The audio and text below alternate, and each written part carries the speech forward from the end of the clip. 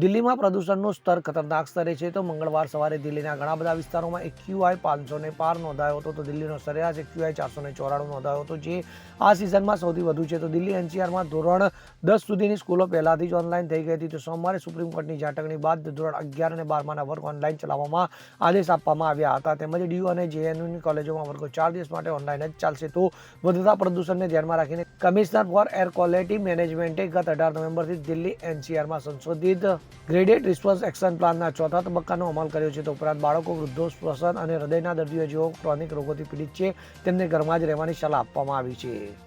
Bureau report, CN24 news. હવે જુઓ દેશ દુનિયાની તમામ ખબરો તમારી આંગળીના ટેરવે. ઉઠાવો મોબાઈલ અને Google Play Store પરથી ડાઉનલોડ કરો અમારી CN24 ન્યૂઝ મોબાઈલ એપ.